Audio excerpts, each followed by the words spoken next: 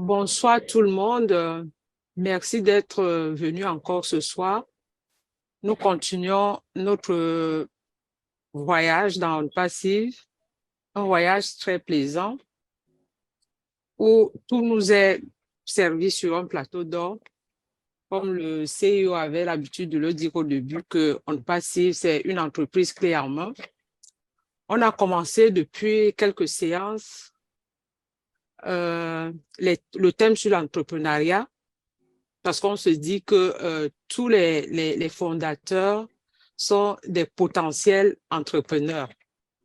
Et pour ça, nous avons la chance d'avoir nos ambassadeurs comme Ibrahima Badian, notre présentateur de ce soir, qui nous amène, qui nous donne vraiment tous les tuyaux, que ce soit pour l'entrepreneuriat gagnant ou alors dans les œuvres sociales. Tout cela demande une méthodologie. On ne peut pas se lever un beau matin, même si c'est pour les œuvres humanitaires. Il faut avoir une méthodologie pour s'y engager. Donc, on a la chance de l'avoir depuis 4 séances déjà. Il nous a vraiment donné les bases que tout le monde devrait avoir. Donc, ce soir encore, on est très heureux de l'avoir.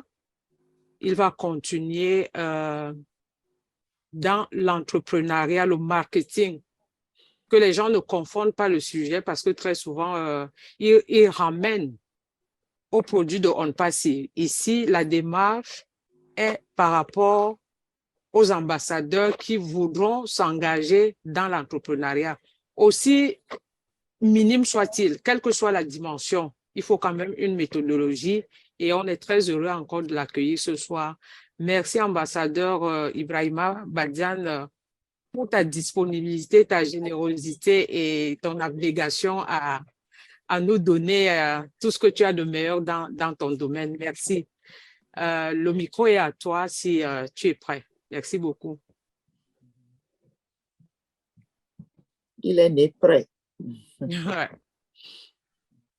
Voilà, je voudrais vous remercier grandement, surtout féliciter les participants qui sont venus pour partager avec nous ce thème dans le cadre du développement personnel des ambassadeurs de On Passive.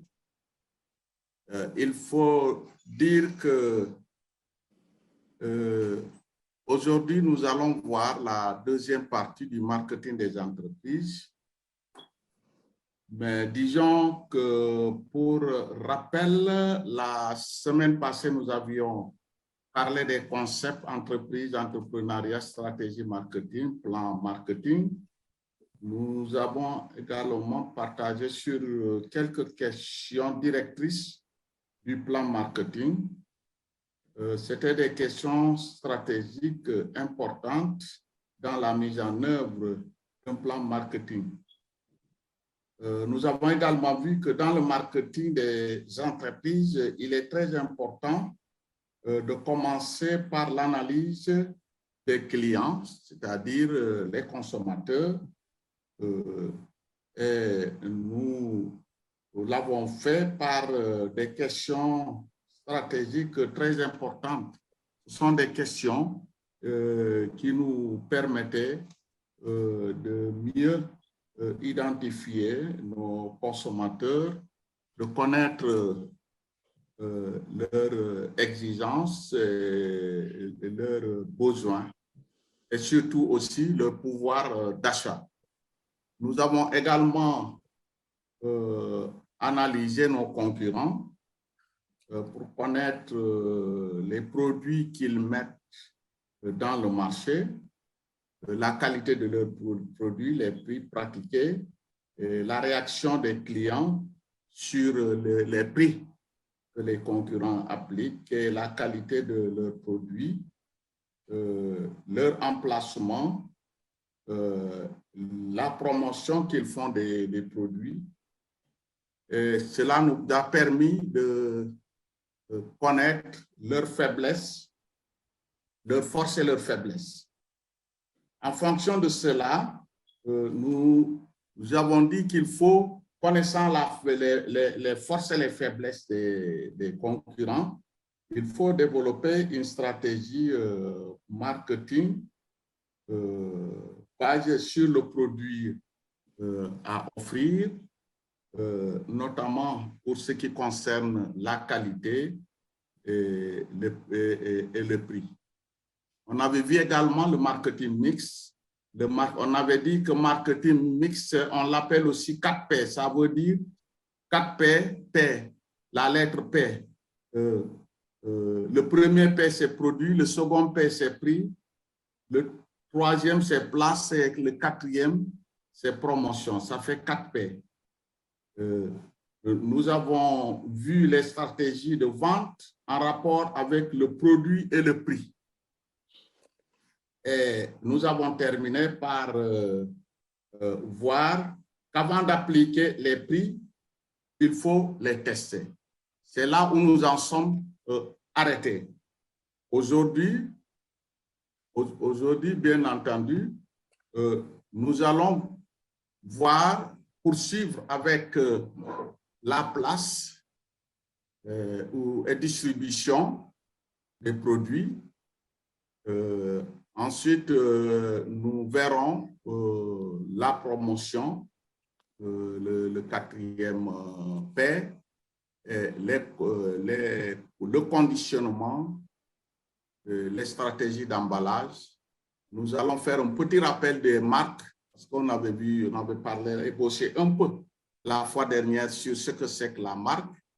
Et ensuite, on va faire une étude sommaire du marché.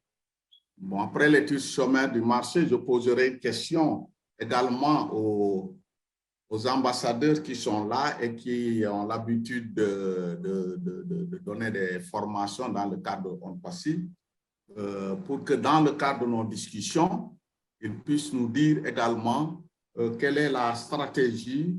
C'est nous rappeler, ils l'ont dit toujours, hein, ils vont nous rappeler les stratégies de ONPACI dans le cadre de la vente des produits que nous nous positionnons pour très bientôt. Voilà donc, nous allons commencer par la place et la distribution. On dit souvent que quand on parle de place, il fait référence à la situation des entreprises et la chaîne de distribution choisie pour atteindre les clients potentiels. Pour avoir un succès dans ce domaine, il faudra prendre les dispositions suivantes. C'est-à-dire qu'il faut disposer d'un site non loin de ses clients et pas trop rapproché de ses concurrents. Il faut également disposer de locaux à un prix loyal et raisonnable parce qu'effectivement, il faut qu'on y tenir compte aussi des ressources de notre entreprise, parce que notre objectif, l'objectif de l'entreprise, c'est de se faire d'énormes bénéfices pour pouvoir non seulement développer l'entreprise, mais également recruter, sinon davantage comment dirais-je, des chômeurs, lutter contre le chômage et également participer au développement, contribuer au développement économique et social de nos pays.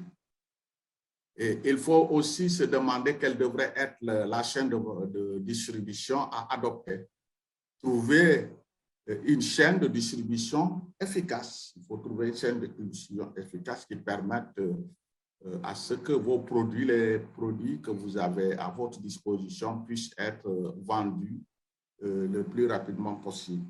Beaucoup d'ambassadeurs se demanderont sans doute ce que c'est que la distribution. En effet, la distribution, c'est le mouvement physique de marchandises à travers un système appelé la chaîne de valeur. Alors, toujours dans la place de distribution, il y a des canaux de distribution qui comprennent la vente en gros, la vente au détail, l'envoi de commandes, la vente par catalogue, le télémarketing, les agents commerciaux qu'on utilise également pour la commercialisation. S'il y a d'autres canaux également, vous pouvez le dire lors des débats. comme contribution, parce qu'en fait, c'est ce que nous connaissons de manière générale dans la distribution de nos produits, la vente en gros, la vente en détail. Mais c'est vrai que certains parlent aussi de vente en demi-gros, etc.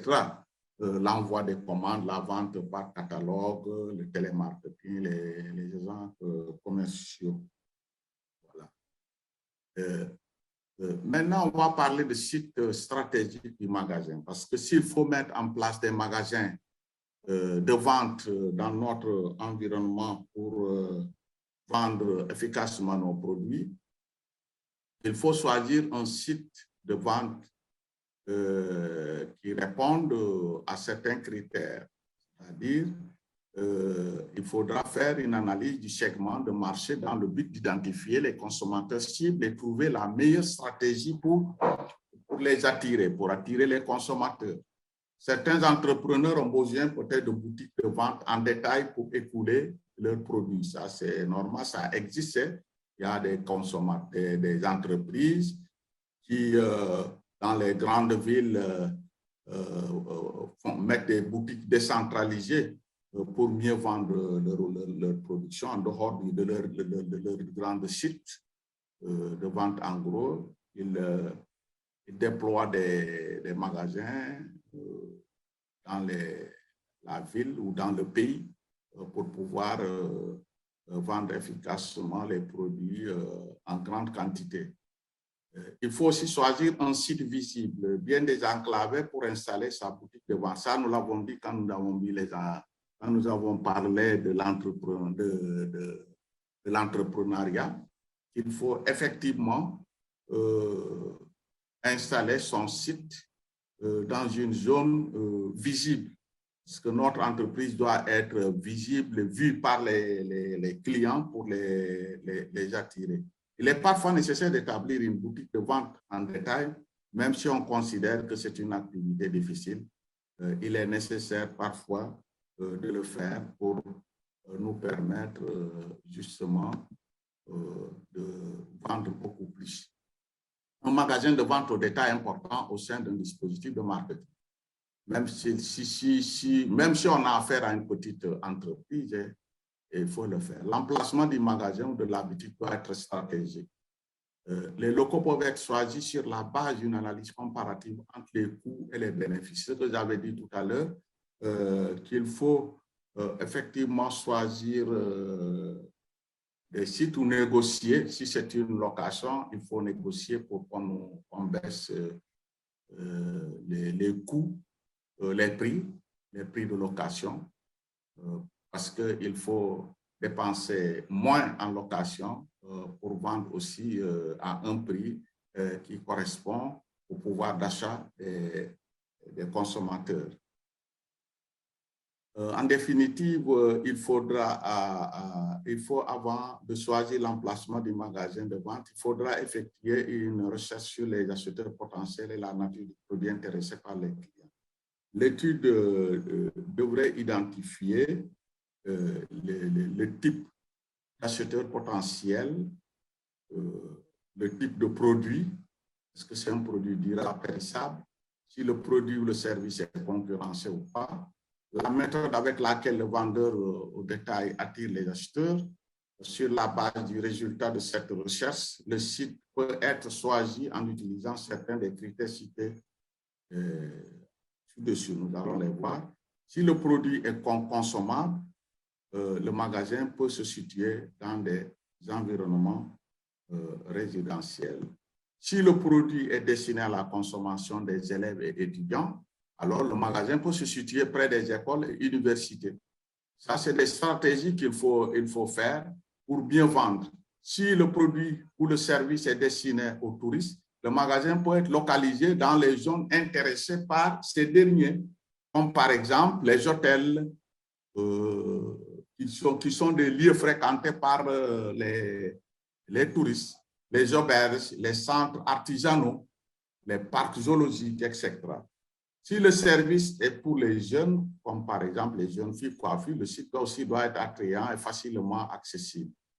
Si les personnes qui font la laisse vitrine, c'est-à-dire les personnes qui se promènent en regardant les vitrines des magasins. Si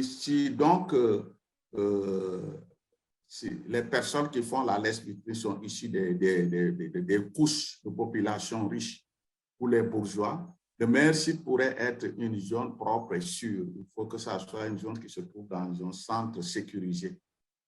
Parce que les grands patrons qui ont beaucoup de moyens ne pourront pas, par exemple, la nuit, se faufiler dans les bidonvilles, les rues dangereuses. Donc, il faut que le site soit dans des zones sécurisées. Faites donc une analyse pour choisir un site ou des sites stratégiques appropriés. Maintenant, nous allons parler du quatrième P, la promotion. La promotion, la communication, n'est-ce pas? Ça englobe la publicité et tout. Le rôle de la promotion est de faciliter l'échange entre les prestataires de services, de produits et les consommateurs. Les entreprises commerciales ont pour rôle d'attirer les consommateurs. Les types d'entreprises auront des stratégies différentes utilisant différentes méthodes de promotion.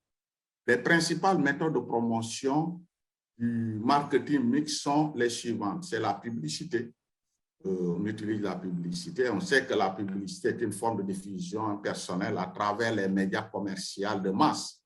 Elle constitue une forme, pour dire même envahissante, de promotion car elle capture l'attention.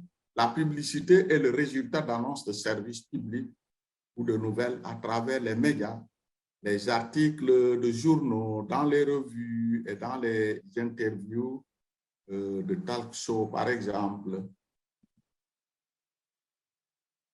La promotion des ventes, qu'est-ce que c'est que ça? La promotion des ventes, c'est une activité conçue spécifiquement pour favoriser des ventes en améliorant la valeur du produit pour le consommateur. Cette valeur peut être créée à partir des remises sur les quantités d'achat. En promotion des ventes, il faut vous assurer que vous avez à votre disposition tous les outils de promotion nécessaires. Les cartes d'affaires, les catalogues, les dépliants, les brochures sur la qualité des produits, les prix et les services, les échantillons de produits, photos en couleur des produits, références et littérature, etc. Le conditionnement est la... Maintenant, nous allons parler du conditionnement de la stratégie d'emballage. C'est aussi important dans une stratégie commerciale, une stratégie marketing. Le conditionnement est la première enveloppe du produit. Exemple, quand on dit le flacon contenant du parfum, vous avez peut-être une petite, il y a un parfum, ou bien une bouteille où il y a de l'eau. C'est vraiment un conditionnement. C'est ce qu'on appelle le conditionnement. On conditionne. Maintenant, l'emballage, c'est quoi? L'emballage représente les enveloppes successives ajoutées au conditionnement pour assurer dans les meilleures conditions la manutention, la conservation et le stockage des produits. Par exemple, la boîte en carton qui contient le plafond de parfum ou bien le plat en plastique de 6 bouteilles d'eau, etc. Donc, c'est ce qu'on appelle l'emballage. On emballe effectivement le produit conditionné. L'emballage est un outil concurrentiel. Il est très important. Imaginez que vous allez pour acheter des produits, on vous les donne sans emballage, de grandes quantités de produits. Je pense que si vous apprenez qu'il y a d'autres entreprises qui vendent avec, vous allez délaisser celui qui vend ces produits sans emballage. C'est donc un outil concurrentiel et un important facteur de marketing stratégique. L'utilisation d'un emballage approprié peut améliorer les ventes et les conditions de transport et de stockage du produit. Toujours les stratégies d'emballage. Ainsi, la mise en place de stratégies d'emballage est importante. Les stratégies d'emballage des entreprises doivent être centrées sur les coûts à cause de leur accès limité au financement. Un emballage stratégique serait celui qui peut communiquer un message de qualité, de sérieux et de commodité. Un homme avec une conception adéquate du contenant constitue l'entreprise. Cher, l'emballage devrait avoir une conception graphique appropriée sur sa partie extérieure. Pour les entreprises, la concession ne devrait pas être chère, mais doit seulement être celle qui véhicule le message de qualité. Nous allons maintenant parler de la marque. On l'avait évoqué un peu lors de notre précédente expo. La marque est un nom, un terme, un signe, un symbole, un désigne ou toute combinaison de ces éléments servant à identifier les biens ou services d'une entreprise et à les différencier des concurrents. La signalisation de la marque est l'ensemble des signes qui permettent de reconnaître une marque. Pour l'entreprise, bon, avant de parler peut-être un peu des fonctions de la marque, il faut reconnaître, la fois passée, on avait parlé des marques, comme par exemple, j'ai parlé de la marque Renault, là, il y a la marque aussi Toyota, il y a la marque également Nissan, voilà, la marque, oui, il y a plusieurs, en fait, marques si on prend les véhicules. De la même manière, on a des marques aussi dans du matériel fabriqué par les entreprises industrielles. C'est important, n'est-ce pas? D'entreprises se rient souvent vers une marque s'ils reconnaissent que cette marque est une marque qui est garantie, une marque durable, une marque qui est efficace, dont les pièces de rechange se trouvent facilement dans le marché. Les gens se basent sur la marque pour aller acheter le produit. Donc, quelles sont les fonctions de la marque? Pour l'entreprise, la première fonction, c'est communiquer une image au public. C'est un moyen de positionnement également. Excusez-nous, ambassadeur Ibrahima. Vous pouvez Oui. arrêter le partage et le reprendre parce que là, on a les écritures complètement floues. L'écran est flou. On n'arrive pas à lire l'écran. Vous pouvez arrêter le partage et le reprendre. Ah, je peux arrêter carrément le partage. Hein? Oui, et le reprendre pour bien relancer. On n'arrive pas à lire votre affiche. Ah, c'est flou. Oui, mais à mon niveau, c'est très, très clair. oui, oui, je ne sais pas pourquoi. effectivement. Si vous pouvez juste arrêter et reprendre le partage. Merci. Ah, maintenant, ça va mieux. Maintenant, c'est plus lisible, voilà. Okay. C'est lisible maintenant. Hein? Oui, c'est donc, pour l'entreprise, il s'agit de communiquer une image au public, un moyen de positionnement. C'est également différencier le produit de la concurrence, communiquer une image de l'entreprise. Pour le consommateur, la marque facilite l'identification du produit. Elle apporte également une garantie de qualité. Elle communique un style de vie, une image. Voilà. On va voir maintenant les aspects de la marque. Comme il a été mentionné plus haut, certains acheteurs sont impulsifs et font leur choix très rapidement. Par conséquent, l'emblème de la marque doit être clairement écrite pour leur guider. Beaucoup d'acheteurs dans les pays développés sont orientés souvent par la marque. Hein. Même ici en Afrique, les gens actuellement sont orientés par la marque.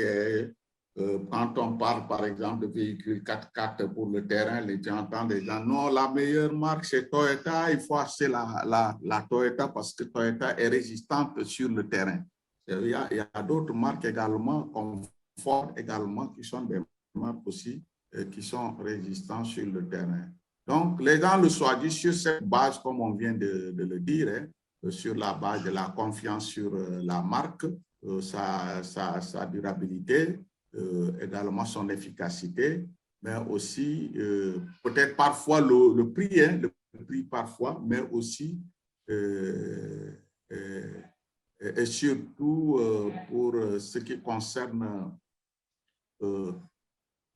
disons, je veux dire, son coût qui est parfois, elle est pièce à rechange qu'on retrouve facilement dans le marché. Parce que si on a une marque, même si elle est bonne, alors qu'il n'y a pas de pièce de rechange, si c'est un véhicule, lorsqu'il tombera en panne, on va rester très, très longtemps pour être mobile, hein, avant d'être mobile. Donc, c'est pourquoi les gens tiennent compte de tous ces aspects-là. Les fabricants doivent accorder de l'importance à la qualité du produit et également à la marque. Hein. Même dans le domaine agricole également, il est important que les agriculteurs choisissent les bonnes variétés, les variétés qui attirent le consommateur. Parce que si on prend des produits agricoles, généralement, le producteur est attiré d'abord celui qui produit par la semence, si c'est la semence à un cycle qui correspond à la durée de l'hivernage dans son pays et qui a un potentiel de rendement assez élevé, mais aussi qui se consomme, attiré par les consommateurs parce que les caractéristiques organoleptiques sont intéressantes. Alors là, vous allez, quand vous choisissez cette variété pour produire, vous allez vendre très facilement dans le marché. Les entreprises doivent tenir compte donc de tous ces aspects. Il faut bien se renseigner avant d'acheter des produits et de les mettre en marché. Si on achète pour revendre, si on fabrique, là aussi c'est bon. Il faut fabriquer. Si on produit également, surtout nous en pays de développement, on produit. L'activité, l'agriculture est le moteur de développement de nos pays. Je pense que les ambassadeurs ont passif lorsqu'ils auront des ressources pour créer des entreprises. Ils doivent d'abord mettre l'accent sur la production, la commercialisation également et la transformation de nos produits agricoles pour que nous soyons autosuffisants avant peut-être de faire autre chose. Dans ce cadre-là, il faut tenir compte de ces aspects qui sont très importants. Est-ce que le produit que je dois produire, je dois cultiver, la variété que je dois cultiver est une variété qui est intéressante, qui a des caractéristiques organoleptiques intéressantes. Également, pour la cuisine, parfois, hein, certains disent même pour la cuisine, c'est très facile parce que c'est souvent propre et puis ça gonfle. Tu entends certaines ménagères qui disent « Oh, si c'est le riz, là, ça gonfle. » Voilà, parce qu'on a parfois des bourses à nourrir qui sont importantes en Afrique. Dans la plupart des cas, il est difficile de reconnaître la qualité d'un produit au point de vente. Ainsi, les acheteurs se fient souvent à la marque ou bien au produit, c'est-à-dire à la variété. C'est l'agriculture. Maintenant, nous allons parler de l'étude de marché. Par définition, une étude de marché est un travail de collecte et d'analyse d'informations ayant pour but d'identifier les caractéristiques d'un marché. L'étude de marché rassemble de l'information sur la clientèle, les entreprises concurrentes et les demandes émergentes pour aider les entreprises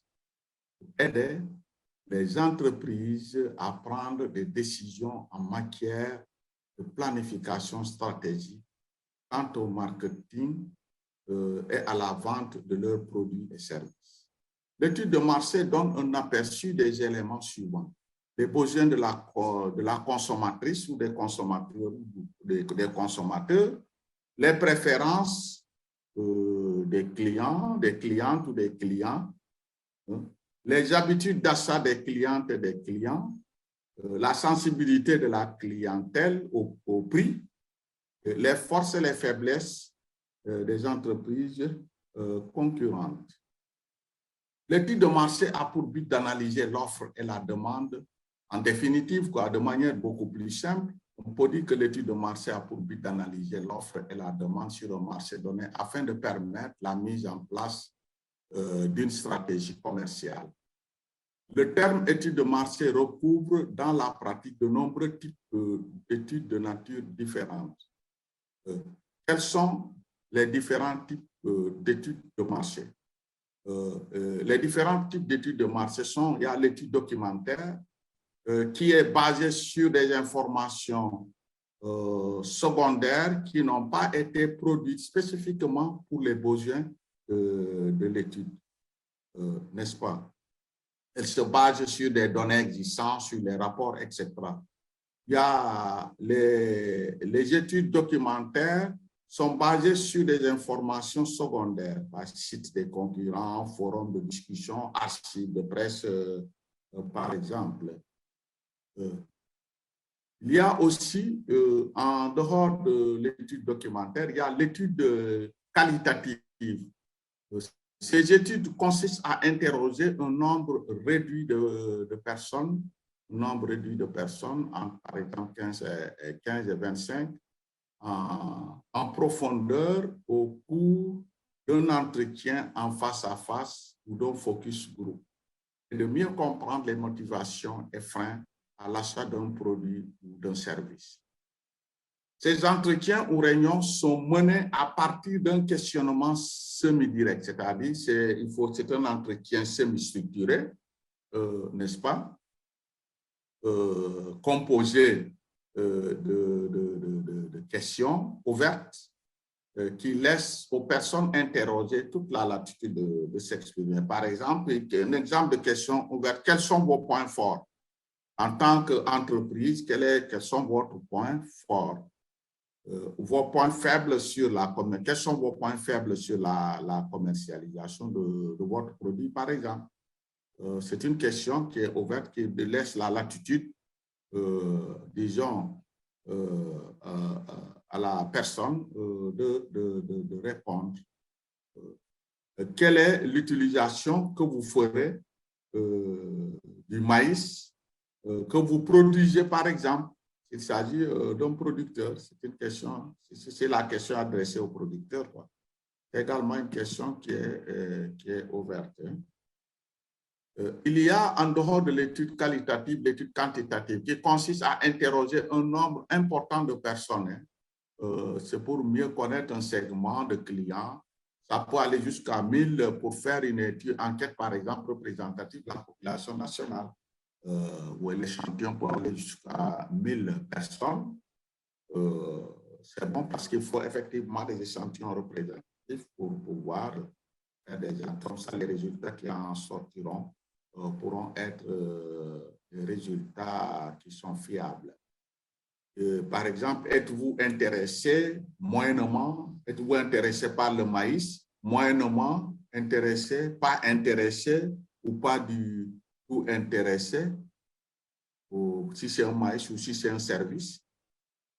Utiliserez-vous le maïs 2 fois par semaine, 2 ou 3 fois par mois, très rarement?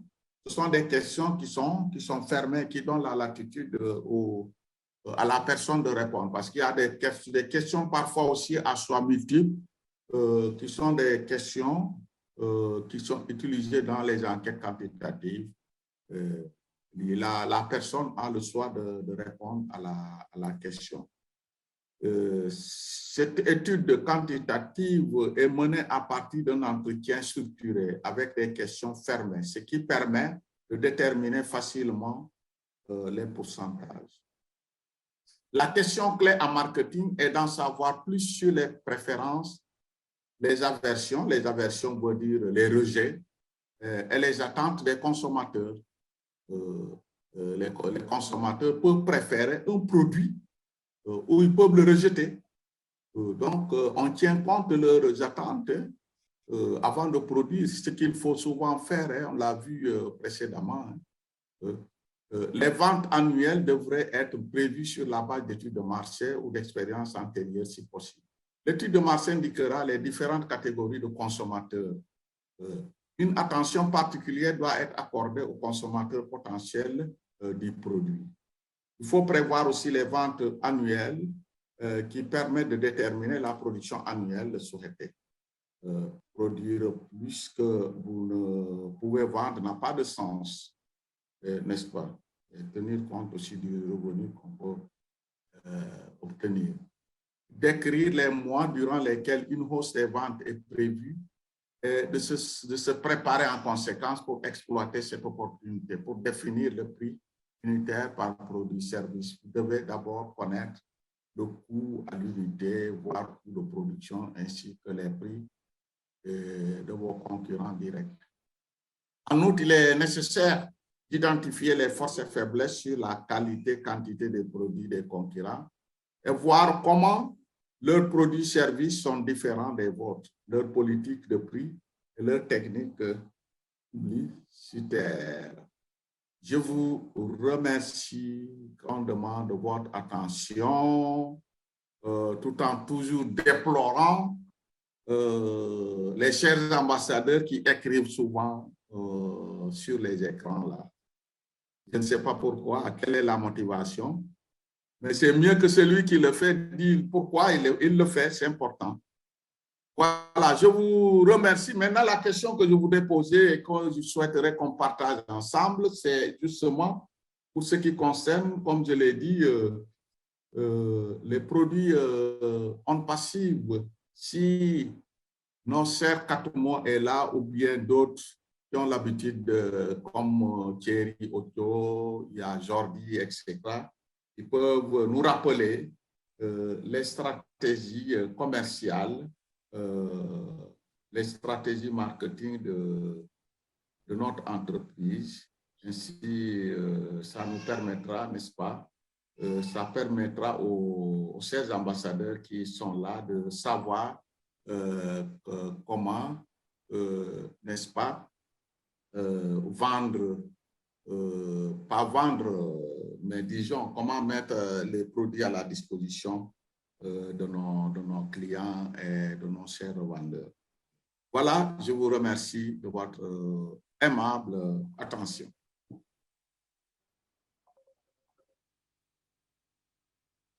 Allô? Oui, tu prends la suite, s'il te plaît. OK, merci.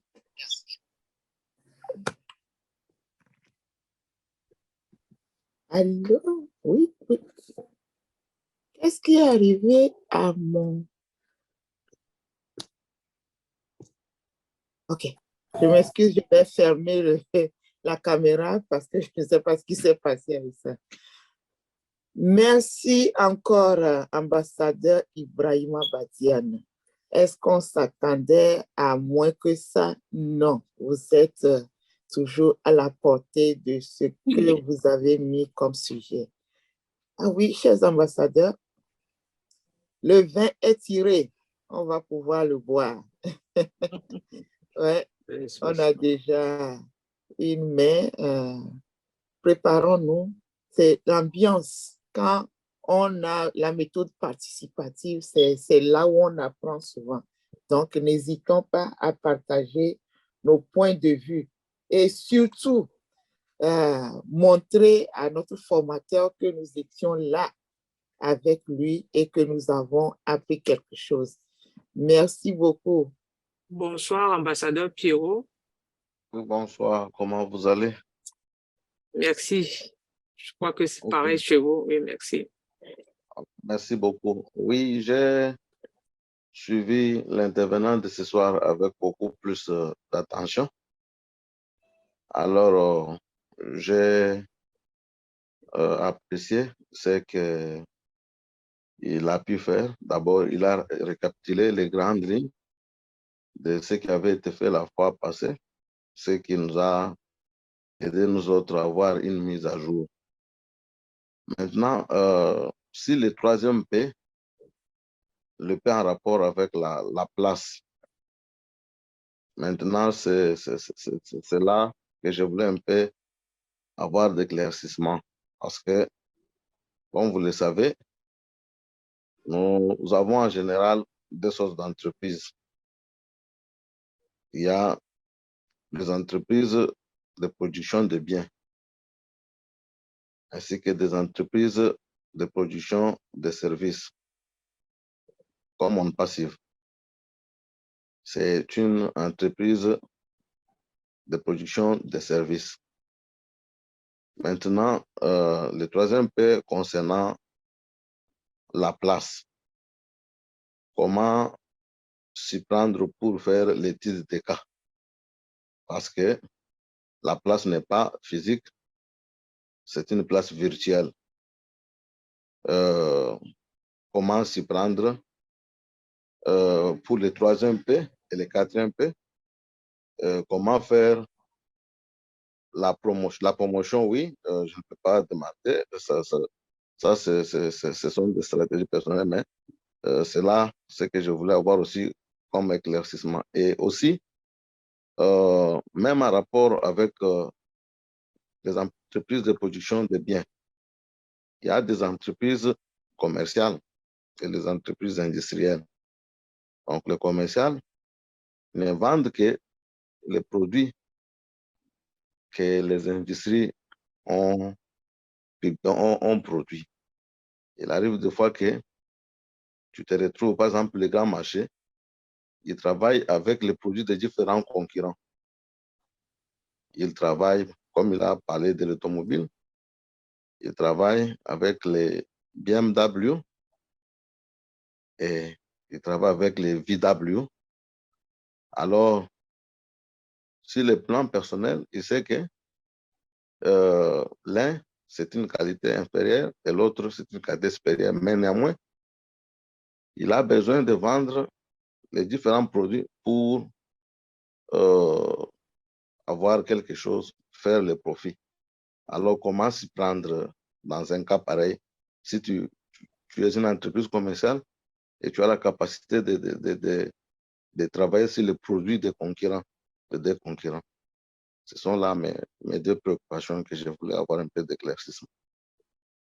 Oui, merci beaucoup, ambassadeur Pierrot, pour ta question. Je vais me permettre un peu de donner mon idée par rapport au premier volet de votre question. Le P de la place, si on se réfère par exemple à On Passive, oui, c'est une entreprise pour le moment virtuelle, n'a pas de produit physique, mais la stratégie, comme si moi j'ai bien compris l'ambassadeur Badian, le choix stratégique de On Passive a été, par exemple, Dubaï, Singapour, l'Égypte. Parce que quand il étudie, il se dit, s'il démarre, s'il met l'accent sur le marketing dans ces pays choisis-là, ça va prendre. Je crois que c'est la même chose pour nous, entrepreneurs éventuels, potentiels entrepreneurs. Si notre produit, on va essayer, et il a même dit dans son exposé, la stratégie de plan de la place, ça dépend à qui est destiné le produit. Ici, dans On Passive, le produit est destiné à tout le monde entier. Nous, il prend quand même avec sa stratégie dans les points très forts où il sait que ça va prendre. Mais pour nous, petits particuliers qu'on sera petits entrepreneurs, ça dépendra du domaine où on veut se mettre. On cible la clientèle et puis on choisit la place qui est adéquate. C'est vraiment très vaste. Je ne sais pas si on peut répondre à tout parce que chacun de nous va aller dans un secteur différent. Je laisse l'ambassadeur Badian compléter. Merci. OK, en allant avec même ordre d'idée-là que toi, souvenez-vous, si nous sommes, parce que je suis un peu le développement personnel, c'est dans l'idée ici est venue quand, s'il arrivait qu'on passive nous rémunère. Maintenant, que pouvons-nous faire avec l'argent que nous aurons gagné chez On Passive? C'était ça la première question. C'est ainsi que notre ami nous a profité de l'opportunité pour nous parler, nous conseiller sur les partenariats. Alors, On Passive, oui, il est en train de faire ce qu'il fait. Maintenant, nous, sur le plan personnel, nous devons aussi avoir des petits projets vous êtes en train de nous préparer en conséquence pour que, dès que le moment viendra, chacun de nous puisse pouvoir prendre des airs, soit dans le social ou bien dans le lucratif. En effet, oui. Je laisse l'ambassadeur Badiane vous apporter les éléments de réponse. Oui, merci. Merci beaucoup. Bon, je te remercie, Angéline Rose, pour ta réponse pertinente. Effectivement, c'est ça. Hein. Le PDG a choisi des places stratégiques parce que ce sont des places, peut-être c'est basé sur des études ou sur peut-être la demande de la clientèle. Il les a basés, on a parlé de Dubaï. Dubaï est un centre commercial important, mondial, c'est un carrefour mondial de commerce. Donc, c'était très intelligent de la part du PDG de choisir une place là-bas. Et récemment, on nous a parlé de l'Égypte. L'Égypte aussi, c'est un pays, on connaît, c'est un pays qui est en Afrique, qui fait partie des pays les plus développés, et le système également informatique est très développé dans ce pays. Il y a beaucoup d'internautes. Les gens sont trop intéressés par des questions de technologie, électronique. C'est une population importante où il y a aussi beaucoup d'instruits. C'est que les gens aussi ont un certain pouvoir d'achat, les entreprises ont un certain pouvoir d'achat pour acheter nos produits, aussi bien à Dubaï qu'en Inde. Je pense aussi qu'il y a, plutôt l'Inde aussi est choisie, hein, si je ne me trompe, hein, un pays aussi qui a une population qui avoisine celle de la Chine, qui également est un bon lieu, une bonne place pour la promotion des produits on Pacifique. Imagine qu'un milliard seulement de personnes, 800 millions de personnes acceptent le produit impassible en Inde, parce qu'il y a une population, comme je l'ai dit tantôt, très importante, tout comme l'Égypte. Le Dubaï, c'est un carrefour international. Il y a aussi les États-Unis, parce qu'il y a une place aussi importante, parce que l'entreprise et la compagnie démarrent à partir des États-Unis pour rayonner dans les autres pays du monde. Maintenant, nous, notre place, nous avons aussi une place à jouer, chacun dans son pays. Il faut identifier les structures qui peuvent consommer nos produits. Et ce sont ces produits-là qu'il faut aller, il faut aller vers ces produits-là. Où se trouvent ces produits? Ces produits ne se trouvent pas dans les villages. Hein. Ces produits se trouvent dans les grands centres urbains. Donc, il faut les identifier, les sociétés, les entreprises, les projets et programmes de l'État. L'État peut même être intéressé par, parce qu'aujourd'hui, l'informatique est, disons, devenue incontournable. Tout le monde utilise l'informatique, et surtout l'État. L'État utilise beaucoup l'informatique pour la sécurité, etc. Donc, l'État aura besoin, n'est-ce pas, des produits de compte passif. Il faut donc sensibiliser nos États. Dans ce sens, les gens voient aussi les produits, les différents ministères de nos pays, il faut leur envoyer le produit également pour qu'ils soient informés. Bon, de mon point de vue, pour la première question, c'est ce que nous, on peut faire dans nos pays respectifs. L'entreprise a fait sa part. Elle est en train de choisir des zones stratégiques pour s'implanter et faire la promotion de ces produits. Nous aussi, nous devons faire la même chose dans nos pays respectifs. Identifier les zones, les sociétés, les entreprises qui sont susceptibles de consommer nos produits. Nous allons aller vers ces sociétés, leur expliquer pour que ces sociétés, ces entreprises puissent accepter et consommer. C'est ce qui permettra à l'entreprise de générer beaucoup de recettes, des milliards et des milliards. Et nous pensons que c'est ce qui va arriver très bientôt. Maintenant, ta deuxième question, je ne l'ai pas bien saisie. Je n'ai pas compris qu'est-ce que tu voulais dire pour ta deuxième question. Je ne le vois plus là, j'espère qu'il est un peu dans la salle. Ambassadeur Pierrot,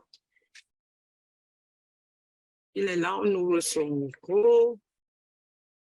Réactivez votre micro, Oui, voilà. Voilà. oui, la deuxième question, c'est parce que vous avez parlé de, dans la promotion, vous avez parlé aussi de la concurrence.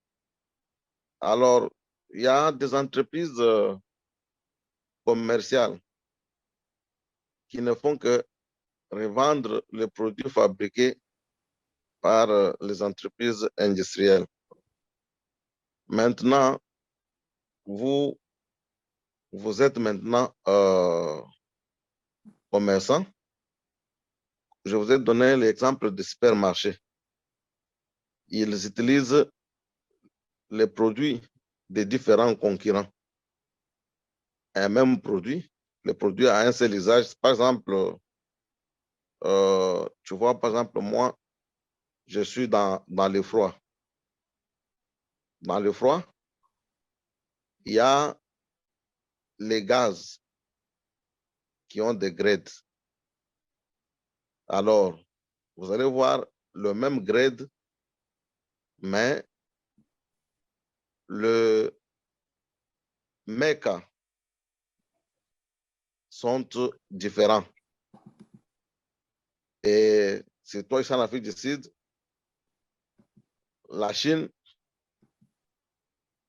aussi commence à spolier les marchés. Donc, vous allez voir que le même produit local, son prix est un peu élevé par rapport à celui qui vient de la Chine. Alors, vous avez les deux produits-là ensemble. L'autre va t'aider à pouvoir lutter sur le prix, et la concurrence, et les locales peut-être. Et là, maintenant, si vous voulez faire maintenant la promotion de votre entreprise, comment s'y prendre? Parce que vous traitez avec les produits de différents concurrents. Vous ne saurez pas critiquer l'un au profit de l'autre. Alors, comment s'y prendre dans une situation pareille? Oui, dans une situation pareille, on a dit d'abord, il faut étudier les produits des concurrents. Ça, nous l'avons dit la fois dernière. Quelle est la qualité de leurs produits? Aujourd'hui, on a parlé d'emballage. Est-ce que ces produits sont bien emballés? Est-ce que ces produits, quand je parle de la qualité, parce que quand on parle de la qualité, si c'est un produit industriel, c'est un produit qui est vraiment durable. J'ai parlé aussi des produits, si c'est des produits industriels, j'ai dit, est-ce qu'on peut trouver des pièces de rechange dans le pays? Est-ce que c'est des produits qui sont là continuellement, qui permettent à chaque consommateur, s'il en a besoin, d'en trouver? C'est vrai que la Chine inonde le marché mondial de produits. Mais la Chine, si vous constatez, la Chine le fait aussi en fonction du pouvoir d'achat des populations. Des produits de moindre qualité, avec des prix très faibles, parce qu'ils savent que effectivement les gens là n'ont pas un pouvoir d'achat assez élevé. Les produits, les véhicules que la Chine envoie aux États-Unis, ce sont des véhicules de très, très bonne qualité. Hein. Mais quand ils nous envoient aussi certains prix, ils le font en fonction aussi de notre pouvoir d'achat. Donc, il est important de connaître le concurrent, le produit qu'il donne, sa qualité, l'emballage. Le prix aussi est très important parce que, comme je l'ai dit, vous êtes consommateur, vous devez tenir, quand vous êtes consommateur, vous avez un pouvoir d'achat qui n'est pas élevé. Si on vous propose un produit de très bonne qualité, mais qui a un prix très élevé, vous ne ferez que regarder le produit parce que vous ne pourrez pas accéder à ce produit. Vous n'avez pas les ressources nécessaires pour acheter ce prix. C'est pourquoi il y a la concurrence sur les prix. Parce que c'est là où la Chine bat les autres, c'est de moindre qualité, ils segmentent les produits. Ils segmentent les produits, ils segmentent le marché pour permettre à ceux qui n'ont pas assez de ressources d'accéder à des produits, mais c'est des produits qui ne sont souvent pas, n'est-ce pas, garantis. Maintenant, comment faire face à la concurrence de la Chine? Je pense que il faut produire si vous voulez vendre les mêmes produits, faites des produits de meilleure qualité et minimisez vos coûts pour vendre au même prix que la Chine. Si vous vendez au même prix, alors que votre produit est de meilleure qualité, les gens vont acheter votre produit. Ça, c'est sûr et certain. Ils le feront. Donc, la concurrence, c'est comme ça. On se base, on essaie de chercher les points forts des concurrents et leurs faiblesses. Et sur la base de la faiblesse, nous, on bâtit une stratégie. Une stratégie qui nous permet d'avoir... Apparemment, tu ne m'as pas... Moi, j'ai dit que oui. Maintenant, toi, tu es l'entrepreneur, tu Oui. travailles sur les produits des concurrents. Oui. Tu sais que ceux-ci, ce sont des concurrents. Moi, je suis un concurrent. Tu me prends comme un concurrent. Je travaille... Non, je dis que... Oui. Oui, moi, j'ai mon produit. Toi, tu es une entreprise. Tu es, par exemple, un supermarché. Oui, je suis un point en passif nouvellement créé. Oui. Moi, je t'amène mon produit. Oui. Par exemple, la maman Amazon t'amène son produit, qui est les mêmes, disons par exemple, les chips, des frites, et là, le bonbon de sa marque, ou bien les chips de sa marque, elle t'amène. Moi, j'ai aussi les miens. Alors, maintenant, c'est toi maintenant les vendeurs. Tu es nous sommes tes fournisseurs. Toi, tu vends nos produits. Et moi, je suis le distributeur. Oui. Ouais. Maintenant, comment maintenant tu vas t'y prendre dans ces cas-là pour promouvoir pour promouvoir tous les produits des différents concurrents? Si le plan marché, nous sommes des concurrents. Maintenant, toi, en tant que revendeur, tu dois promouvoir les produits des deux concurrents. Comment y parvenir dans ces cas? C'est ce que je disais, il faut d'abord étudier les concurrents. Le concurrent, il faut d'abord étudier son produit, étudier son prix, la promotion qu'il utilise également pour faire connaître son produit au public et les lieux où il se trouve. Je ne vais pas me mettre proche de lui, je vais me mettre à l'écart de lui, mais je vais d'abord étudier ces produits et voir si mes produits ont des qualités, ont des points plus forts que ces produits. Je vais mettre ma promotion sur l'accent de la promotion de ces produits sur ça pour faire face à sa concurrence. Je vais voir le produit que vous avez. L'un a, l'autre a. Moi, j'ai un produit également. Je fais face à deux concurrents. Je vais étudier les produits de ces concurrents et la clientèle également de mon concurrent. Moi, mon produit, je vais chercher les qualités de mon produit et je vais mettre la promotion sur l'accent sur ça. Ma promotion va être basée sur ça, l'accent sur mes points forts.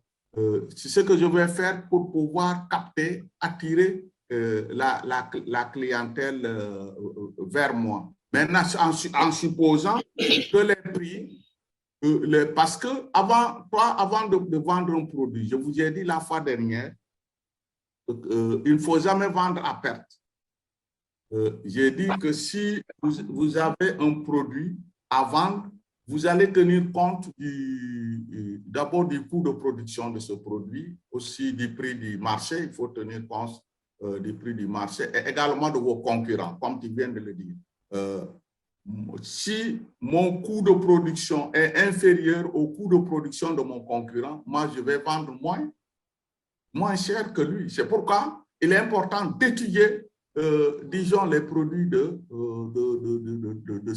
son concurrent. Si son coût de production est plus élevé que mon coût de production, moi, je vais vendre moins cher pour que mon produit puisse être facilement vendu, quoi, pour que mon produit pénètre facilement dans le marché. Si maintenant, au demeurant, je vois que lui, son emplacement n'est pas très émaillé dans le pays ou la zone où je vis, moi aussi, je vais mettre ma stratégie sur ça. Je vais ouvrir des magasins un peu partout où lui, il n'est pas présent pour pouvoir vendre mon produit parce qu'on est en situation de concurrence. Dans la situation de concurrence, il faut étudier le concurrent, ses points forts, ses points faibles, exploiter ses points faibles pour pouvoir vendre ses produits. Ambassadeur Ibrahima, je crois que sa question était très complexe. Il a pris l'exemple d'un supermarché. Moi, j'aimerais dire à notre ambassadeur Pierrot que l'exemple qu'il a pris là, disons les chips, sur un rayon dans un supermarché, il peut avoir des chips de peut-être 4 concurrents. Maintenant, si nous, on n'est que revendeurs, les personnes, parce que c'est quand même les entreprises qui viennent nous proposer leurs produits pour mettre sur l'étalage. Moi, je vois ici, ces supermarchés ont toujours une tactique. Voilà. C'est ça le point saillant. Pardon? Vous avez touché le point saillant. Voilà, c'est donc ça. La question que vous posez, moi, je pense que la stratégie de ces supermarchés, voilà, de ces supermarchés pour promouvoir un produit, ils ne le prennent pas simplement comme ça. Ils le font, il y a des dégustations qu'ils font faire. Si ça marche chez les clients, ils prennent et ils mettent tous les produits du même type. Par exemple, les chips sur l'étalage et c'est le client en définitive qui décide. Après, le responsable du supermarché verra donc la qualité des chiffres, le promoteur, enfin, celui qui lui fournit des meilleurs chips au meilleur prix que les clients aiment. Et puis les autres s'éliminent seuls. Ce n'est pas dans la concurrence que c'est moi qui fais mon produit et j'apporte quelque chose de plus pour contrer la concurrence. Dans le cas où vous avez pris là, je crois que les personnes qui vont présenter les chiffres de bas qualité et peut-être plus chers vont simplement s'éliminer. Le responsable du magasin ne pourra plus commander chez eux parce que ça ne passe pas. Je ne sais pas si ça répond un peu à... Là, vous avez touché... Oui, donc, si justement c'est comme ça, c'est la qualité qui... Angélie Rose. Oui, ambassadeur donc, Ibrahima. c'est la qualité. Là, on fait référence à la qualité de votre produit. Et c'est ce qui va attirer vraiment la clientèle vers votre produit. OK. Et la dernière question était la suivante. Maintenant, il y a, par exemple, moi, j'ai vécu dans des pays. J'ai été au Congo, j'étais dans l'initiative privée et je suis en Afrique du Sud. En Afrique du Sud, vraiment, on protège, le gouvernement protège les gens qui ont des initiatives privées. Le tout est bien structuré. Mais au Congo, là-bas, c'est l'inverse. C'est là que tu vas recevoir des services de toutes choses, l'hygiène, la commune, l'environnement, la santé. Donc, chacun vient avec son propre dossier. Alors maintenant, dans une situation pareille où le gouvernement devient comme un fardeau sur les initiatives privées, comment s'y prendre? Je crois que là aussi, c'est... Moi peut-être, je veux peut-être, ou bien je vous laisse répondre, après je complète. Oui, je disais que ce sera aussi notre rôle d'ambassadeur passif d'essayer de jouer le lobbying sur cet état de choses pour les changer. C'est à ça qu'on devrait s'atteler, s'organiser pour voir comment changer cet état de choses. Je ne pense pas qu'une seule personne ait la solution miracle, mais ensemble, dans les pays, les ambassadeurs pourront ensemble étudier les stratégies pour faire changer cet état de choses. Je vous laisse compléter. Et ambassadeur Pierrot, retenez aussi qu'il y a d'autres mains. J'espère que vous avez eu des éléments de réponse. Voilà. C'était mon dernier élément. D'accord. Je laisse l'ambassadeur Badiane compléter.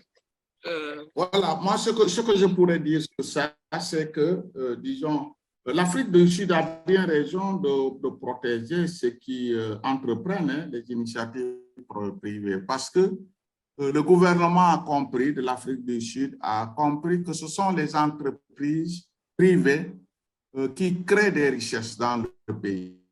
Parce que ces entreprises que créent non seulement des richesses pour le pays, mais également aux personnes de prendre des initiatives. Ceux qui sont des génies vont réfléchir pour voir comment faire. Et c'est le cas de As Moufaré qui a réfléchi pour voir comment mettre en place une entreprise qui va élever le monde avec des produits qui n'existent pas, ou bien même si ces produits existent dans le marché, c'est des produits de haut calibre, des produits supérieurs aux produits que nous consommons actuellement dans le marché.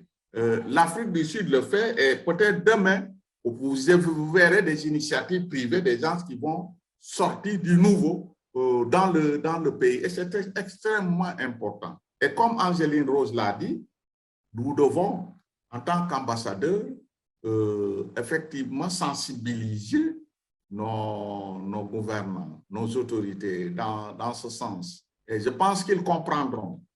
Parce qu'ils sont entourés de conseillers qui sont des économistes de toutes sortes, des juristes, tout. Donc, ils doivent comprendre.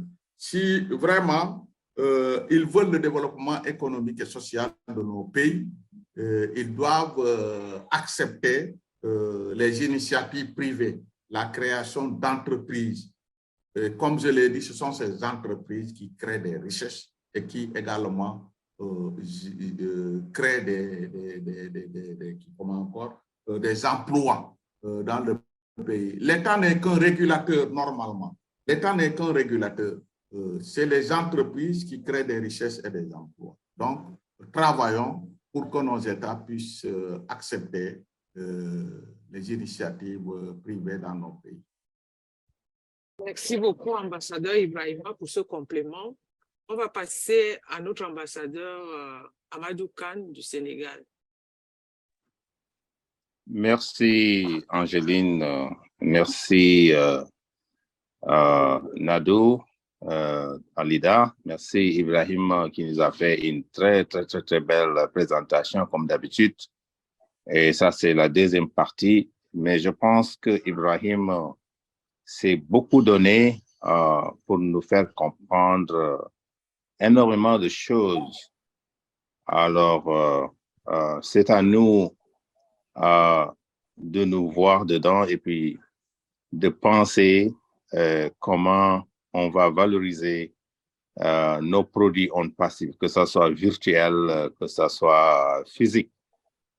Et quand on est des ambassadeurs on passif, on doit s'éduquer.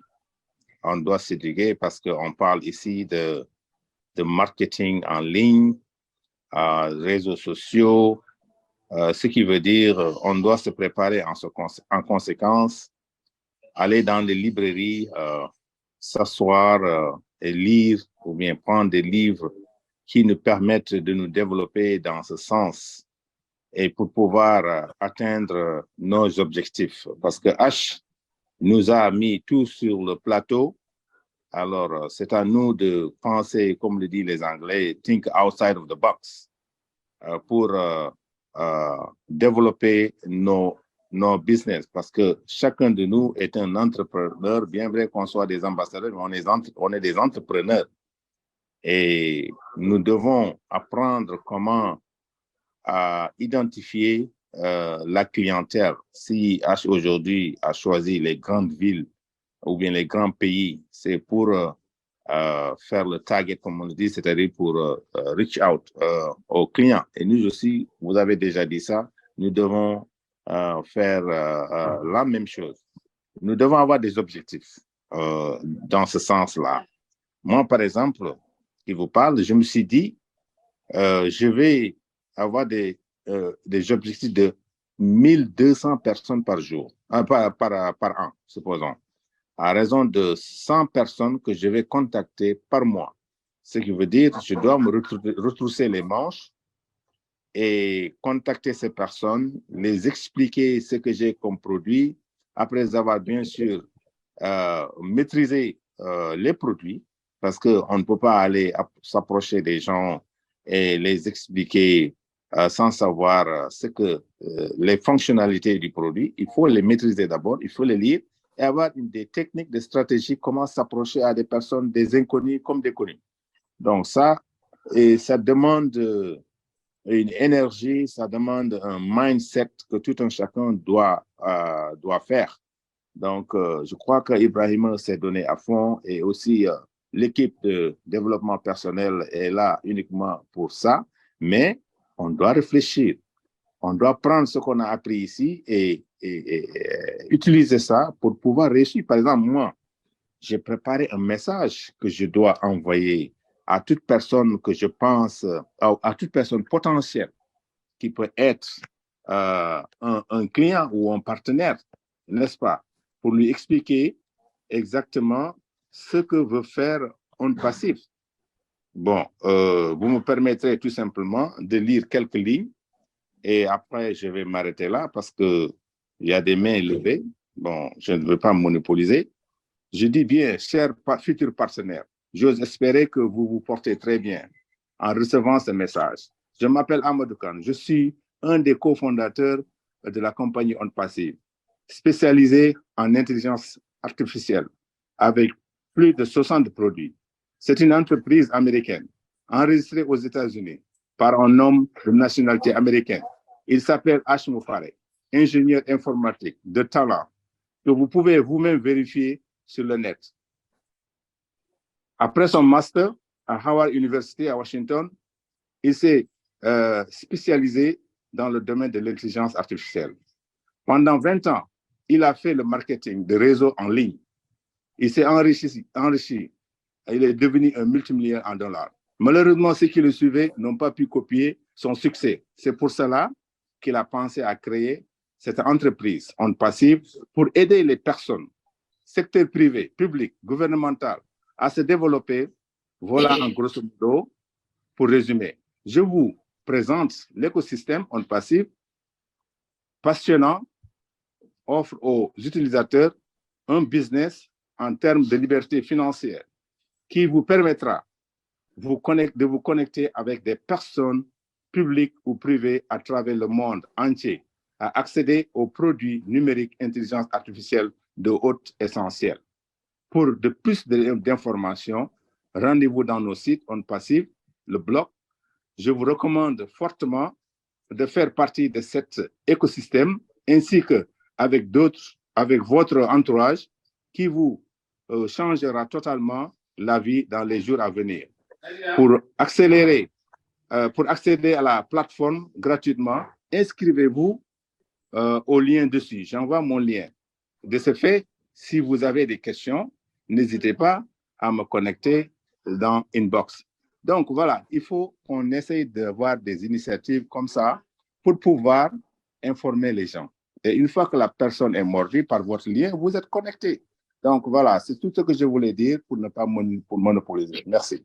Nous allons passer à l'ambassadeur Clément Bagouya du Togo. Ambassadeur Clément, vous avez votre invitation. Merci. Bonsoir, cher ambassadeur. Bonsoir. Chez moi, principalement, ce n'est pas une question que je voulais poser. Je voulais aussi donner ma contribution par rapport surtout à la question que Pierrot avait posée. Comme l'ambassadeur Ibrahim l'a dit, ce n'est pas pour autant parce que tu es un commerçant que tu ne vas pas connaître la qualité de tous les produits que tu dois vendre. Si tu vends deux produits de deux concurrents différents, tu dois pouvoir connaître la qualité de chaque produit et pouvoir éclairer la lanterne du client. Maintenant, quand tu auras pris le temps d'éclairer la lanterne du client, il fera le choix en fonction de comment tu lui aurais expliqué les produits. Et maintenant, toi, le commerçant, à mon avis, ce que tu dois faire par rapport à l'adhésion de la communauté, par rapport aux deux concurrents pour lesquels tu as les mêmes produits, je pense qu'à l'avenir, ce que tu auras à faire, c'est de savoir, on préfère le produit de quel concurrent par rapport à l'autre et de réajuster un peu la commande des stocks pour pouvoir satisfaire ton client. Parce que je pense aussi que si, par exemple, tu vends pour deux concurrents un produit qui n'est pas, par exemple, dans la durée et que les gens achètent.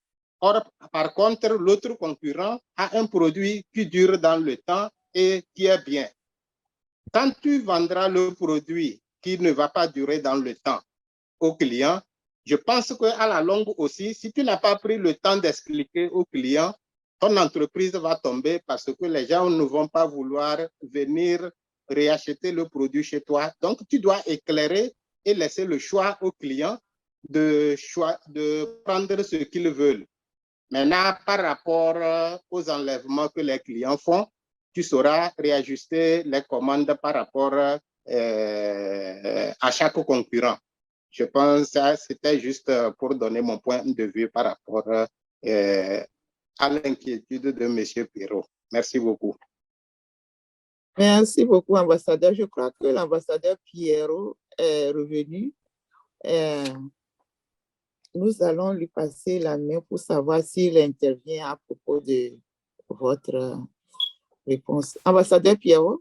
Oui, effectivement, j'interviens à propos de sa réponse. Vraiment, elle est la bienvenue. J'ai apprécié. Okay. Mais néanmoins, tu vois, par exemple, il y a des logiques. Tu vois, par exemple, dans le pays économiquement assis, les gens tiennent compte de la qualité.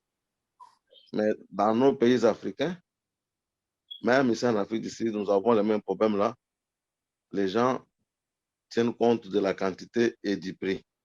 Tu peux avoir ton bon produit, mais si son prix est élevé, comprenez que sur le plan marché, vous aurez toujours des problèmes parce que les gens vont recourir à la quantité au lieu de la qualité. C'est aussi un problème auquel nous faisons face. C'est juste une parenthèse. Merci beaucoup. Et je laisse la place. Merci mais beaucoup. Toi, le commerçant, il faut quand même prendre le temps d'expliquer clairement l'avantage d'un produit par rapport à l'autre et laisser le choix au client. Comme ça, il aura été éclairé. Oui. Vous avez toutes deux raisons. Le truc, c'est que ça dépend aussi de ce que les gens viennent acheter.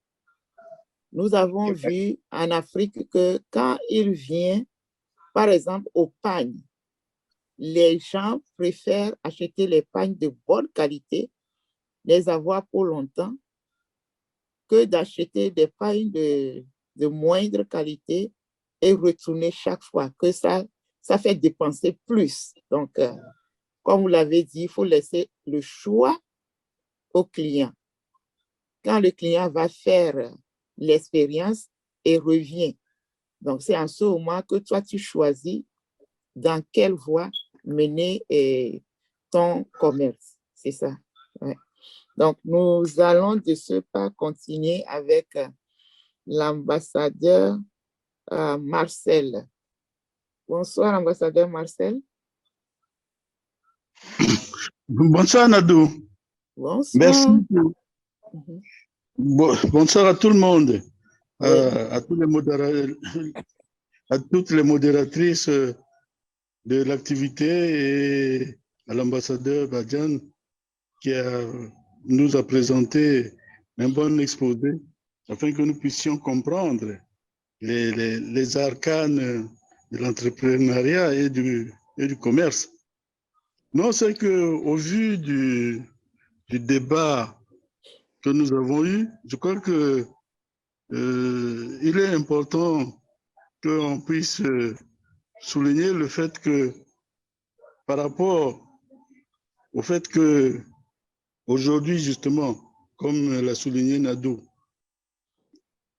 nous sommes en train de voir comment nous, en tant qu'entrepreneurs, allons nous prendre pour pouvoir investir là où nous sommes, quels que soient les domaines.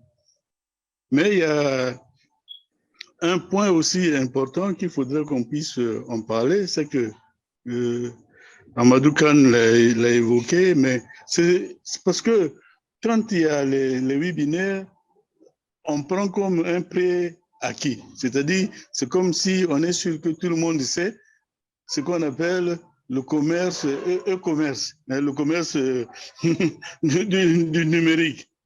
Donc, il est important que nous puissions faire aussi des formations en dehors des démarches que chacun va entreprendre pour se mettre à niveau, mais qu'on puisse faire aussi des présentations comme on est en train de faire maintenant pour la partie concernant ce que nous allons entreprendre en tant qu'ambassadeurs nous-mêmes par rapport aux revenus que nous allons avoir.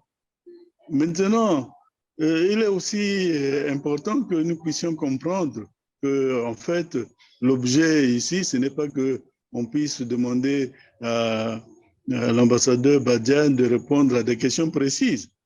Hein, il nous a présenté un canevas qui va nous servir et que on doit comprendre que pour entreprendre, que quand on veut entreprendre, on doit commander une étude de faisabilité du projet.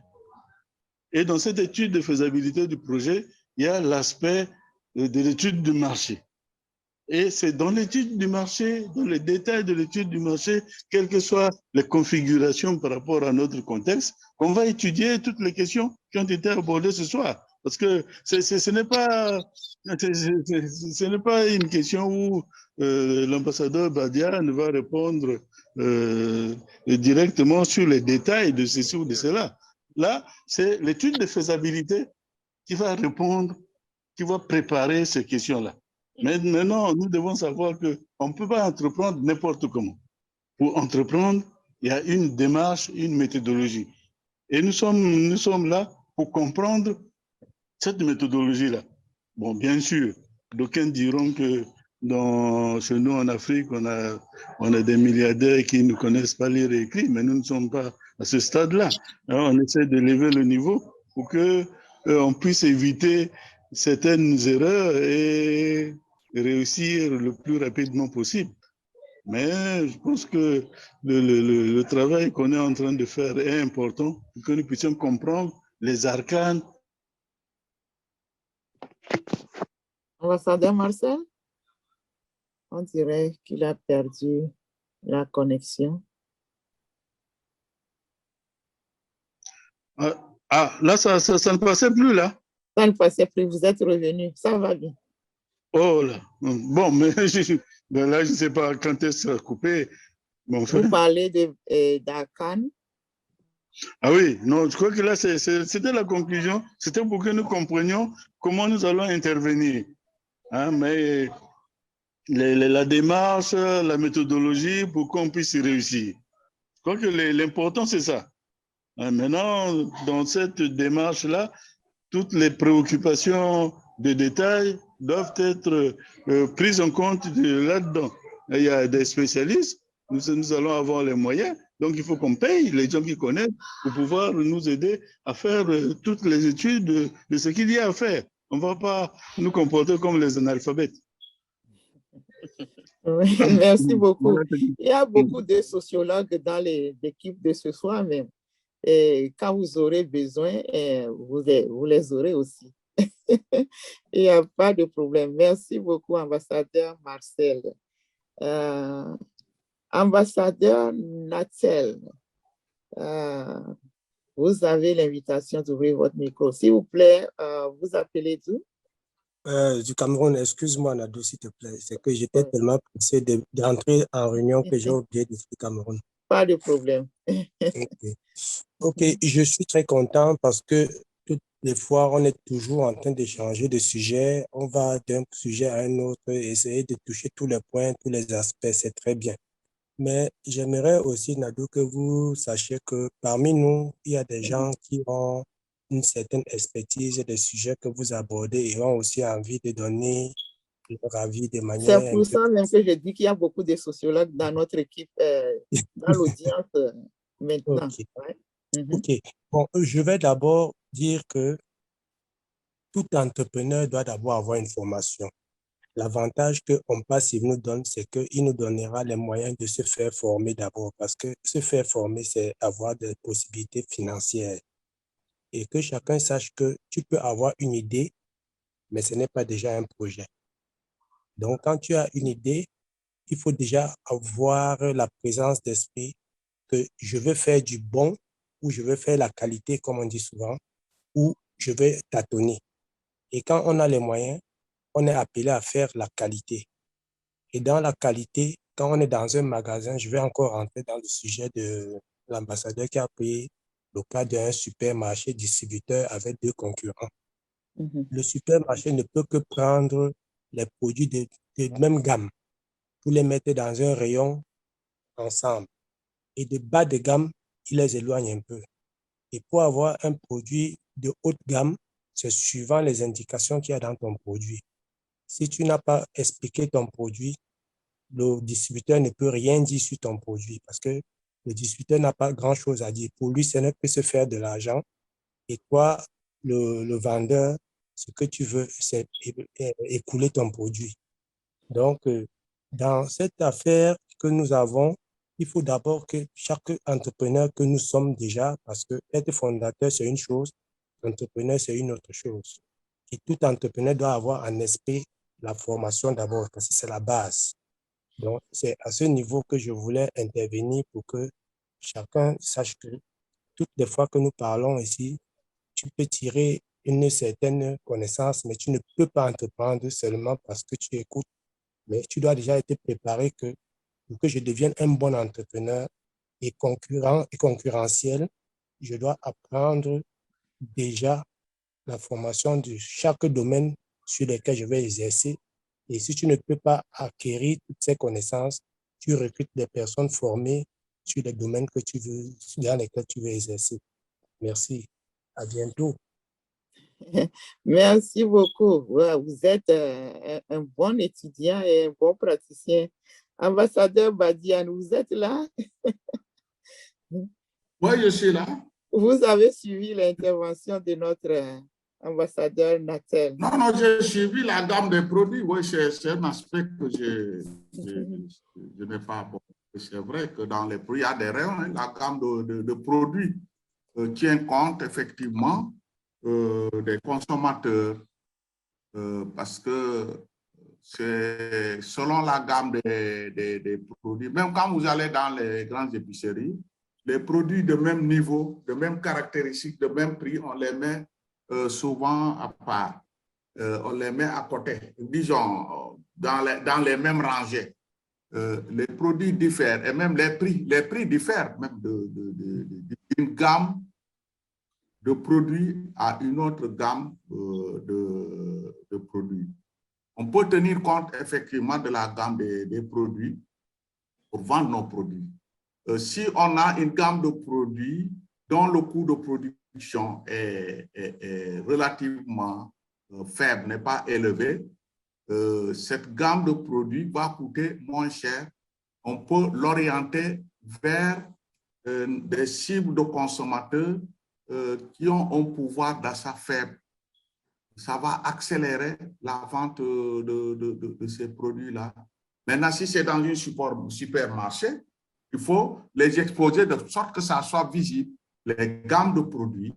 Quand un consommateur de bourse élevée arrive, il peut aller vers les produits chers parce qu'il a la possibilité d'acheter, mais celui qui n'a pas la possibilité d'acheter, il va s'orienter vers la gamme de produits qui est à son pouvoir.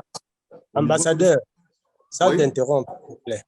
Nous sommes à on passive et nous avons un slogan qui dit on passive, c'est over market value. C'est-à-dire, quand quelqu'un parle on passive, il parle qualité.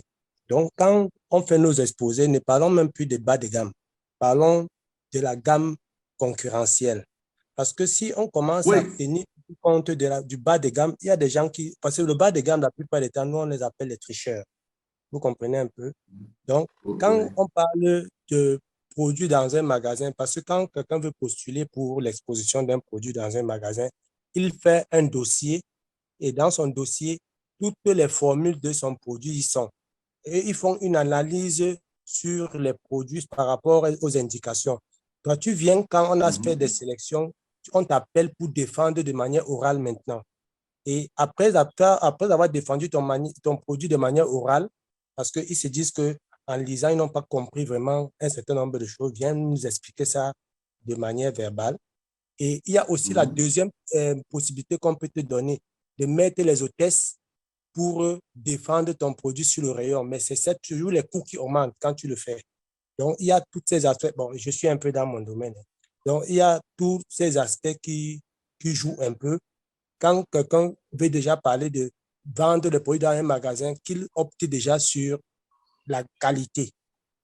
Parce que s'il opte sur la qualité, on va se retrouver que même si beaucoup de gens n'ont pas souvent le chiffre d'affaires, en fait, n'ont pas la bourse qu'il faut, quand il y a trop de concurrence de produits de bonne qualité, les prix chutent la plupart du temps. Ça fait que même ceux qui ont une bourse faible vont acquérir un produit de bonne qualité, mais à un prix bas. Non, oui, je suis tout à fait d'accord avec toi. Mais moi, ce que je voulais dire, étant donné qu'on parle ici de l'Afrique, on a des consommateurs qui sont parfois dans les grandes bidonvilles. Les prix sont les plus nombreux. Ils ont besoin aussi d'accéder à ces produits. Mais parfois, ils n'ont pas le pour le faire. Maintenant, nous venons en tant qu'ambassadeurs on passive, on crée nos entreprises, mais on ne doit pas aussi créer des entreprises à nos pains. Parce que si vraiment on doit vendre à des prix inférieurs à nos coûts de production, ce serait comme si on est en train de faire de la charité aux gens. C'est vrai qu'on doit aider les gens nous, on doit établir des prix tout justes. On ne doit pas être gourmand comme certains de nos commerçants qui prennent un produit, ils doublent le prix, le coût de production, ils le doublent. Le prix du coût de production, ils le doublent. Non, nous voulons que les populations africaines puissent accéder à des produits. Aujourd'hui, si nous assistons dans nos pays, parce qu'il y a beaucoup de personnes qui sont sous-alimentées, mal nourries, c'est tout simplement, ils n'arrivent pas à accéder à des produits de qualité. Oui, ils ne mangent pas comme il le faut, parce que pour bien manger, il faut avoir des produits de qualité. Maintenant, si nous prenons les produits industriels, si ce sont des produits industriels que nous allons mettre à la disposition de nos populations, si c'est nous les avons achetés pour les revendre, pour qu'ils soient accessibles à des populations, il faut appliquer un bénéfice minimum pour permettre effectivement à la classe moyenne de pouvoir accéder, disons, à ces produits. Aujourd'hui, il y a des produits, même la classe moyenne n'arrive même pas à accéder à ces produits parce que c'est tellement cher que c'est difficile. C'est pourquoi je dis que si c'est nous qui produisons, si c'est des produits alimentaires, nous qui produisons, il faut qu'on détermine le coût de production et on va maintenant le comparer au prix du marché. Quel est le prix du marché qui est appliqué? Oui. Si le prix du marché est élevé, on va appliquer un prix avec une marge bénéficiaire qui est relativement faible pour permettre à la majorité d'accéder à nos prix.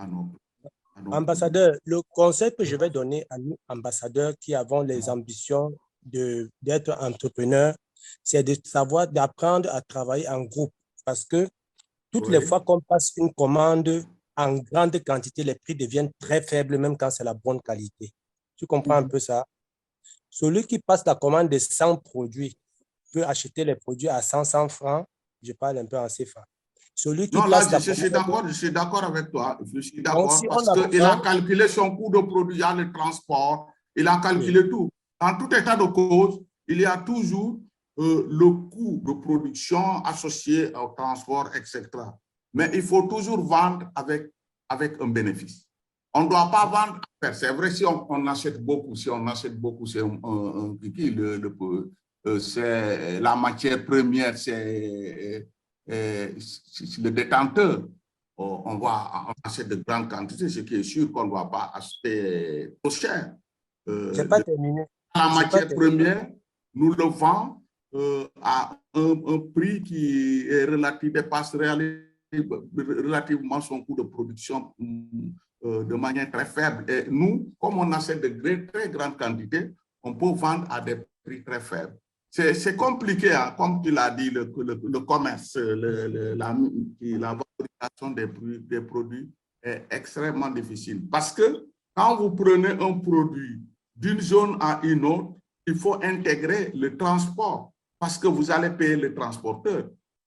C'est parfois relativement cher. Il faut intégrer la manutention de ces produits-là. C'est vrai, même si c'est nous, notre objectif en tant que membre offender, c'est de ne pas avoir trop de bénéfices parce qu'on aura des ressources de la compagnie. Notre objectif, c'est d'élever le monde, c'est d'aider les gens. On ne doit pas on va être en état de concurrence, c'est vrai, avec les autres qui sont là, mais on va les obliger même à baisser les prix. Ambassadeur, oui, ambassadeur. Ce que je voulais dire pour conclure, c'est que intégrons le travail en association, parce que l'industrie, c'est l'association en fait. Et on passe nous permet de comprendre que travailler en communauté est très bon. Et pour que les prix soient faibles et puis la qualité soit toujours là, il faut que si 10 personnes avaient la même idée sur un projet, que ces 10 personnes s'associent pour que lorsque il faut partir chez le fournisseur industriel, parce qu'il y a 10 commandes qui forment une seule commande, les prix vont chuter. Et maintenant, les 10 personnes vont se redistribuer chacun son produit, sachant que si j'étais parti seul, je devais acheter à 1000 francs. Mais comme je suis parti ensemble avec les autres, on a acheté à 100 francs. Donc, voilà encore un autre aspect que les gens doivent savoir. C'est un bénéfice. Oui, le bénéfice sera très énorme. Là, c'est intéressant. C'est ce que je disais, donc, que je n'étais pas encore arrivé là où je partais. Donc, nous sommes en passive. On passive nous apprend à travailler ensemble. On passive veut bien que nous puissions aider des personnes démunies. Et pour aider les personnes démunies et les habituer à la qualité, il faut que quand on veut faire un produit, on veut commercialiser un produit, qu'il soit commandé en quantité. Donc, il faut chercher les associés parmi les fondeurs qui peuvent avoir aussi la même vision. Et là, maintenant, quand on commande peut-être 1 million de produits redistribués à 10 personnes, on verra que même les gens qui sont dans les sous-quartiers vont avoir les bons produits à des prix vraiment bas. Oui, là c'est vrai. Je suis d'accord avec toi. Hein, là, c'est une très, très bonne stratégie qu'on peut faire pour réduire les prix parce que les prix au niveau où ils sont actuellement des marchandises sont relativement élevés et les pauvres, les moins nantis n'ont toujours pas les ressources pour accéder à ces produits. Et nous, on passive, comme on l'a dit, l'objectif, c'est de faire en sorte que la classe moyenne et peut-être les pauvres puissent accéder à certains produits dont ils n'avaient jamais accédé auparavant. Des stratégies comme ça sont intéressantes. Si nous le faisons en groupe, là, effectivement, on peut vendre moins cher. Moins cher. nous allons finir notre session ce soir avec le mot de fin de notre formateur, l'ambassadeur Ibrahima Badiane. À vous, cher formateur. Voilà, je voudrais vous remercier grandement. Aujourd'hui, nous avons vu deux produits du marketing mix, la place et la promotion. Et nous avons vu que pour ce qui concerne la place, il est important d'utiliser des canaux de distribution, de vente en gros, en détail, utiliser aussi les catalogues, les télémarketing, les commandes, et même les agents commerciaux qui vont nous appuyer dans la commercialisation de nos produits parce qu'on veut vendre en grande quantité. Mais il faut dire qu'avant d'installer, disons, ces magasins ou ces boutiques de vente, il faut faire une analyse du marché, notamment les segments, faire une étude sur les segments du marché avant d'installer ces boutiques. Et disons, même si on doit installer les boutiques, il faut que ce soit des boutiques visibles, attrayantes, qui se trouvent dans des zones sécurisées pour permettre aux catégories de clients d'y accéder. Il faut aussi identifier nos acheteurs, c'est important. C'est pourquoi, dans ce cadre, c'est important de parler avec la clientèle potentielle, connaître quels produits elle préfère, quel niveau de prix et cette clientèle peut accepter et quelle quantité elle demande. C'est vrai, on a parlé tantôt lors du débat de la qualité de produit qu'il faut toujours fournir aux producteurs, mais il faut reconnaître que la production d'un produit de qualité a toujours un coût relativement élevé. C'est pourquoi tantôt je disais que le coût du produit, quand on fait notre compte d'exploitation, il faut chercher toujours le coût de production d'une unité de notre produit et voir si on ne sera pas en train de vendre à un prix inférieur au coût de production. Parce que si on vend à un prix inférieur au coût de production, on est en train de perdre. C'est-à-dire on a investi pour perdre. C'est pourquoi il faut tenir toujours compte de ça et rechercher et mettre à la disposition, bien entendu, nous, en tant qu'ambassadeurs on passive, mettre à la disposition de nos producteurs, de nos consommateurs, plutôt, notre clientèle des produits de qualité avec un minimum de bénéfices. Ne pas faire comme les commerçants, les distributeurs qui cherchent de grands bénéfices. Mais nous, puisqu'on aura des ressources, cherchons le minimum de ressources pour permettre aux catégories aux catégories sociales de pouvoir accéder à notre produit. Bon, pour ce qui concerne également la publicité, je pense qu'il faut la faire, elle est intéressante parce qu'elle permet, je vous parlais ici de la promotion, quoi. Elle permet d'accélérer nos ventes, de pouvoir nous permettre d'avoir des recettes assez importantes pour notre entreprise. N'oublions pas aussi le conditionnement et surtout l'emballage de nos produits, parce que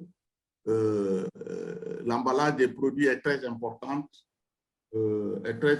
plutôt parce que il permet aux clients d'avoir des produits qu'ils peuvent amener sans difficulté et faire la manutention et le stockage sans grande difficulté.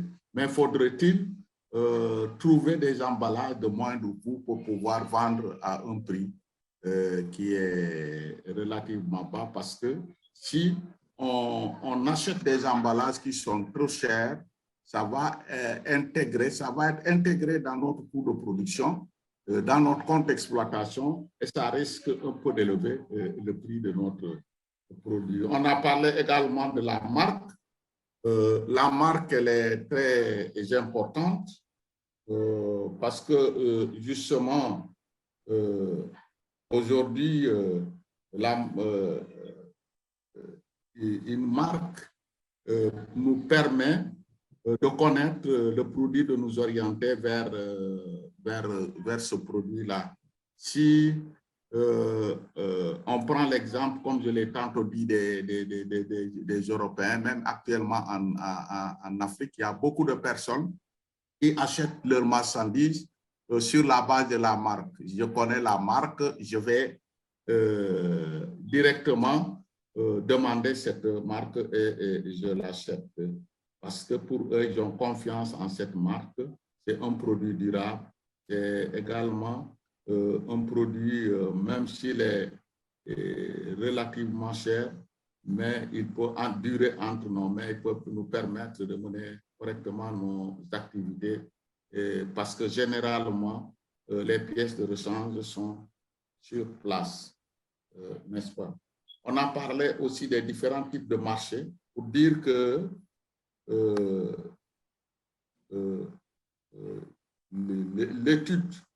l'étude de marché est basée sur trois choses. On a parlé de l'étude documentaire, on a parlé également de l'étude qualitative et on a parlé aussi de l'étude quantitative. Mais en tout état de cause, il faut dire que même si on veut faire correctement une étude de marché, il faut analyser aussi notre concurrence. Il faut comparer nos produits avec ceux de la concurrence. Quels sont leurs prix? Quelles méthodes de commercialisation et de promotion elles appliquent? Et pouvoir trouver une option de développer nos produits existants à un plus haut niveau avec une bonne qualité au lieu de copier sur les produits de la concurrence, ce qui va nous permettre d'exceller dans la commercialisation. Il est aussi très important de demander des fournisseurs et des partenaires pour savoir quels produits se vendent mieux. Ça, c'est toujours dans nos questionnaires, quoi. C'est une gamme, c'est surtout dans l'étude qualitative, il faut demander les fournisseurs, les partenaires, pour quels sont les produits qui se vendent mieux, qu'est-ce qu'ils pensent de notre projet, qu'est-ce qu'ils pensent de la concurrence et de la concurrence des produits. Ne pas oublier aussi d'analyser les journaux, les catalogues, les marchés. C'est pourquoi un bon entrepreneur doit se former, il doit beaucoup lire. Amadou Khan l'a si bien dit, il faut lire pour acquérir de nouvelles idées en vue d'un développement de nos produits. Voilà en gros ce que je voulais dire pour ce qui concerne, disons, le partage qu'on a eu aujourd'hui sur, disons, le marketing dans les entreprises. Merci encore une fois, ambassadeur Ibrahim Badiane.